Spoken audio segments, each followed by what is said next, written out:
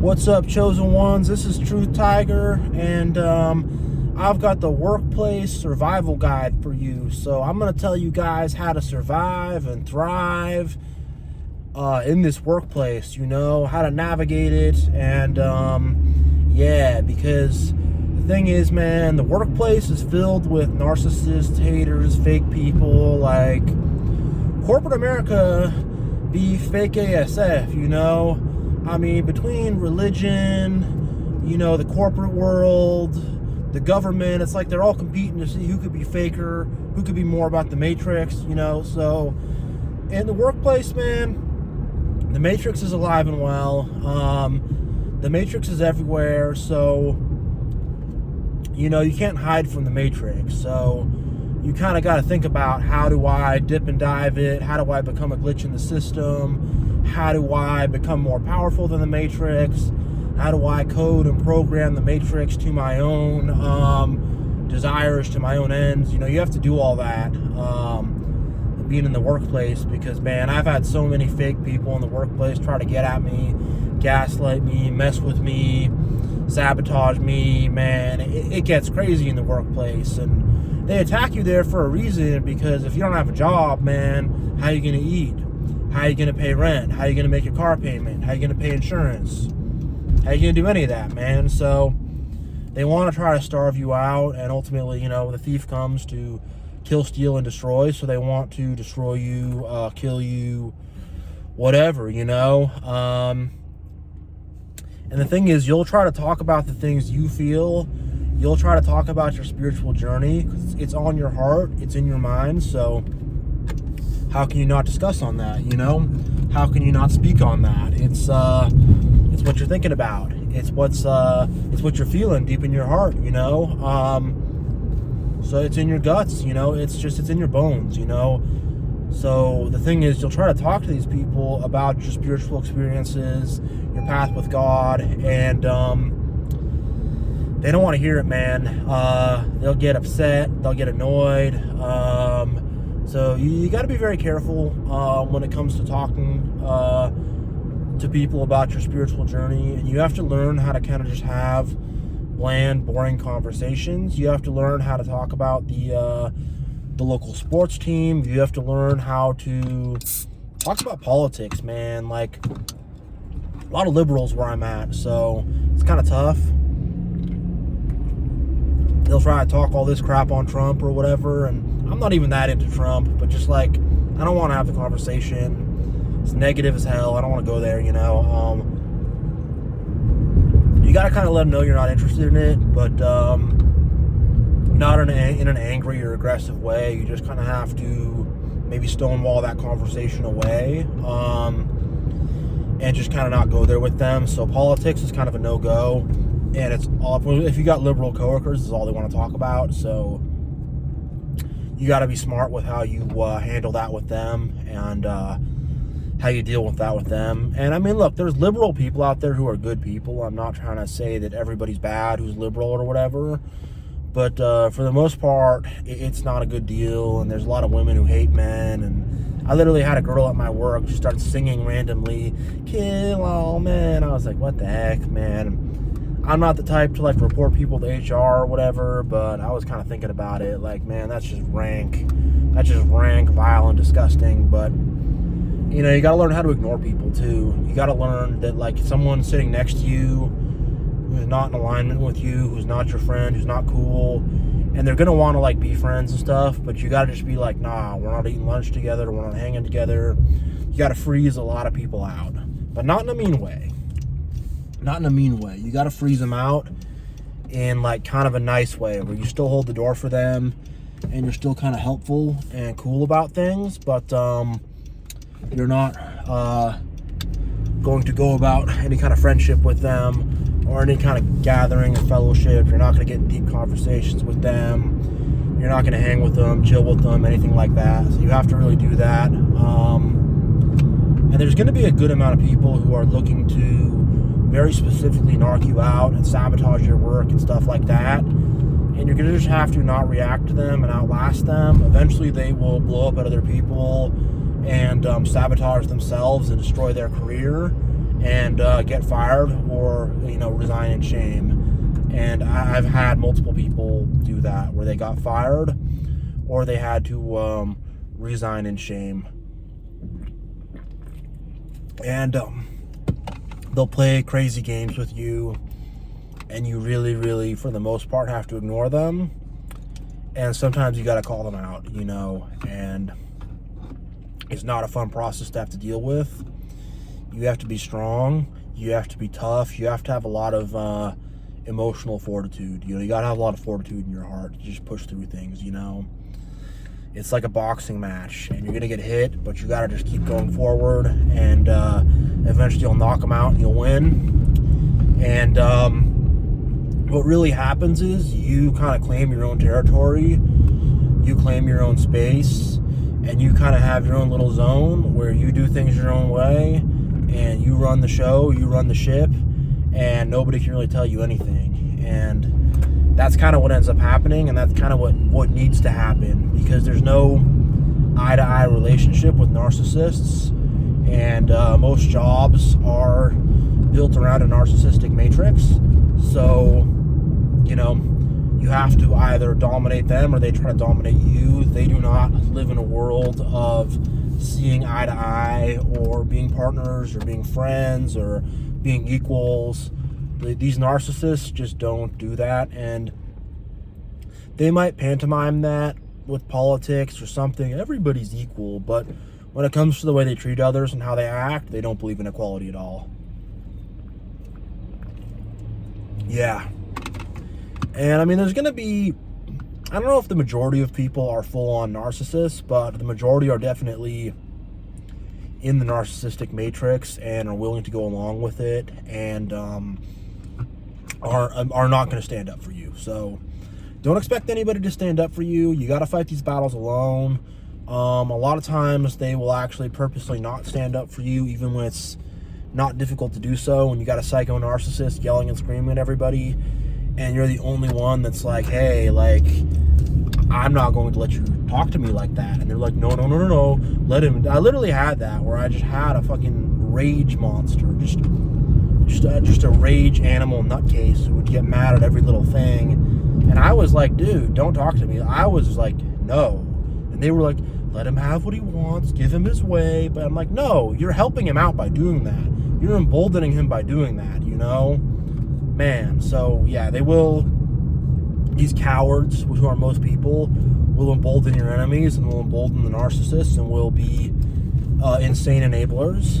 And you got to stay to yourself, and the more you can stay to yourself and just kind of be that guy who's just kind of on his own situation, the better. You still want to be friendly with people and talk to people and whatever. You don't want to be too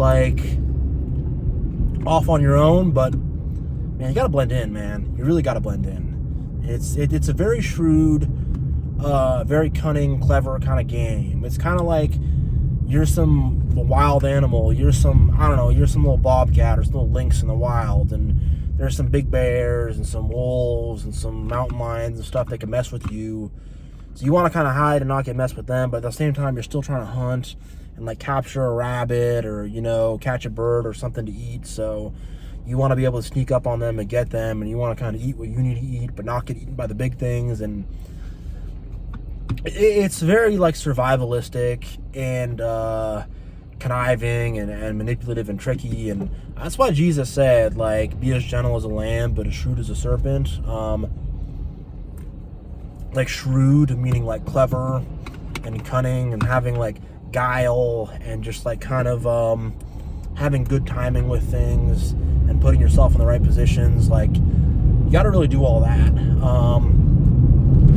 And look, there's a few cool people here and there. There's a few nice people here and there you could actually talk to that have love in their heart, that are decent, but it's not the majority. So you got to find those people and try to gather them as close to you as possible, and try to befriend them and make allies with them as much as you can. Like I said, those people are rare. They're kind of 1 in 100, but they do exist. just a matter of uncovering them and finding them. So you got to find those people who will be allies and who will be on your side and who will help you out and stuff. And, make friends with those people. Those people will help you out here and there, and will kind of have your back here and there. So you do want those people who are going to have your back and be on your side. And when you're a chosen one, those people are so, so rare, man. So find where those people are, and try to work with them. Try to maybe get them on your team if you have control over that, or just try to hang with them, eat lunch with them, chill with them. Just kind of offer up friendship toward them as best you can. Yeah, and the workplace, it's tough to navigate already, but as a chosen one, it becomes just that much harder. It really does become that much harder. And like, look, these people are robots, they're drones. Like, people go really hard into NPC mode when they're at work, and they become especially fake and robotic and stuff like that. So, it can really seem weird, and it can be a very depressing, weird place when people are just completely turning their brains off and going into zombie mode. It's pretty creepy. You'll say hi to people, they won't say hi back.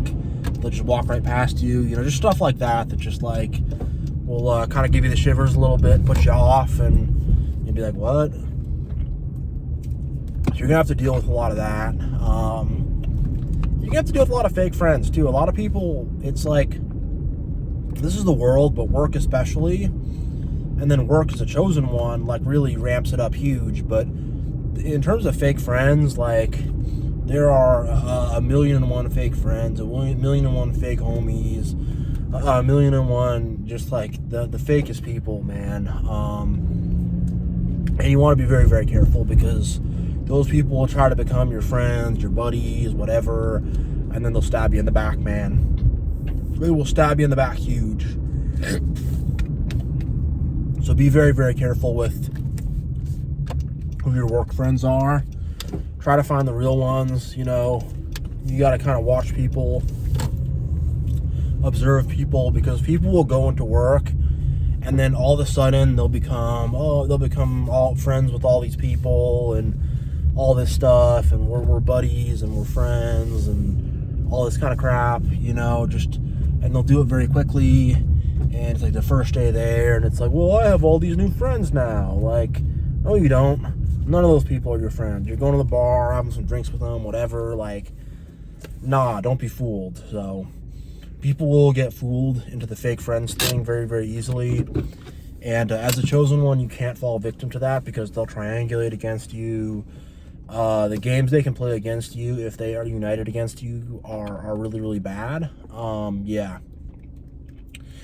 And I'm going to shift gears to the positive side of this. The positive side is that as a chosen one, you have very unique gifts to give. And there's things you're able to do that people who are not chosen can't. You're generally going to be the best at your job by far. You're going to be the most reliable. You're going to be the best communicator. You're going to be the best at the technical details. You're just going to be good at working and good at getting things done. And the rest of the people aren't. And you're able to play well with others, whereas the rest of these people are not. And they need you to be the glue to kind of hold the whole place together, When a chosen one leaves a workplace, the business gets shut down, the team gets shut down, things go downhill. Things go downhill when you as a chosen one leave the workplace. Your gifts and your talents are extremely, extremely needed. And the management, if they are halfway smart and they're not total narcissistic, gaslighting, gang-stalking fools who are trying to just squeeze you out of jealousy, like, they'll kind of know they need you, and they'll kind of be a little bit afraid of you almost, and like, they don't want to like tick you off, but at the same time, they don't want you to kind of know how important you are and how needed you are, so there's a big push-pull there. and they're going to try to keep you in the dark about your talents and your skills and about how much you do for the team. But if you push on them a bit, you'll kind of find out that they do not want to lose you. It's like being in the narcissistic family or a narcissistic relationship where they are constantly threatening to discard you or throw you out, but at the same time, they are in fact actually terrified that you're going to leave and can't stomach the fact that you're going to leave. Same at work. People are, oh, I'm going to get fired, but at the same time, it's like they don't want to have to go through the whole pain in the ass of replacing you, training a new employee, hoping they're a good hire, hoping they get the job, hoping they understand the work, hoping they're a good fit for the team, all that stuff. Like, that could go either way for them. And you're not easily replaceable as a chosen one at all. You're very instrumental. And they know that without you, things would be really, really not in good shape. Especially because we're peacemakers, man. Like, the main reason why work is so stressful isn't the job. Like, doing a job for 8 hours is whatever. I can do a job for 8 hours. Anyone can do a job for 8 hours. Can you deal with a bunch of manipulative, conniving, backstabbing, social climbing, fake mofos for 8 hours straight? No, that's torture. That's horrible. And that's why people are so burnt out and exhausted at the end of the day, and they got to drink a six-pack, and they got to do all this stuff, is because they're just having to deal with this just BS of these people who are just not cool all the time, you know? And the fact that you are not one of those people, it's a huge breath of fresh air. It's a massive, massive breath of fresh air, and it's something they really, really, really need, you know? They need your energy. They need your positivity. They can't go on without it, but at the same time, they are going to discount it and to act like it's not really valuable and all that type of stuff. But, like, don't underestimate the sway and the power that you have as a chosen one in your workplace. You got crazy power, crazy sway, crazy talents, crazy abilities, and they can't roll without you. They can't move without you.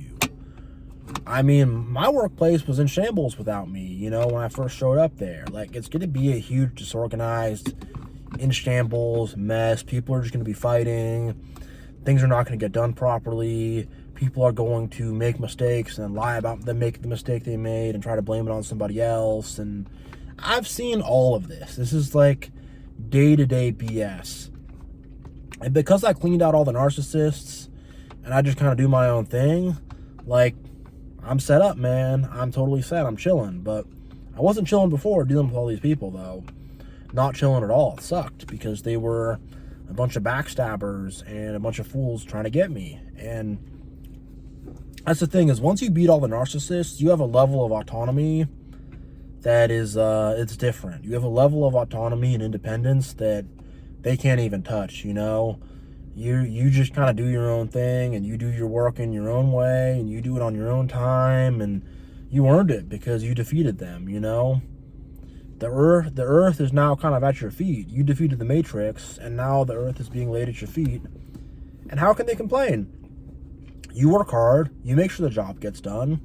You do things the right way. I know I do, so I'm honest, too. I'm not going to lie about the act like I'm working harder. That's the thing, is all these people, they act like they're working harder than they are.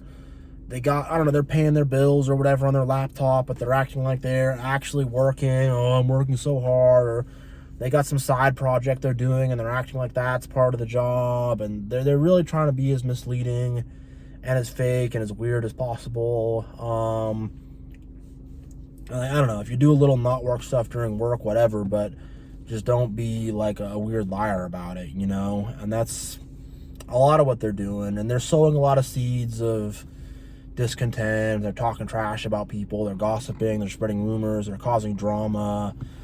They're just doing a lot of weird stuff. They're trying to make cliques. And that's the thing, is you don't participate in all the cliques and all the games and the cool kids and the not cool kids and whatever. And, like, if you're chosen, nobody's cooler than you know? You're the coolest guy in the room. But yeah, like, you don't participate in the cliques and the little clubs and little games and in the little subdivisions, and you know, as a chosen one, you don't participate in any of that, and you stand alone. You stay to yourself, and you're a source of sanity. And I pray for people at work. Like, I think of myself as a modern day priest or shaman or something like that, where I pray for people at work. I talk to God about people at work. And it's funny, I work with people who I know are Christians or whatever, but they would never talk about God to people at church, to people at work or anything, you know, because they're cowards. They're cowards. They're massive cowards. Like, if I sit down with someone, I'll tell them I believe in God. I'll tell them I believe in Jesus. I don't have a problem doing that. And I'm not going to, like, shout that out to everybody or be stupid about it, but if we're sitting down, we're talking, I'll tell you what I'm about. I don't have a problem with that. I can share that. They can't. So you're a source of godliness and light, and you lead people to the good path, and at the end of the day, you're stronger than the Matrix. You are. You are stronger and more powerful than this Matrix. Way more powerful. And just like if you guys are in the beginning phase and you're getting narked out and everyone's playing games with you and you're just going through the stupidest BS possible, stay strong, persevere, you know, keep moving forward. Don't be discouraged, you know. Just stay on it. You know, you will outlast them. You will, in the end of the day, you will still be standing and they will not be standing, you know. You will defeat them. And it's not even through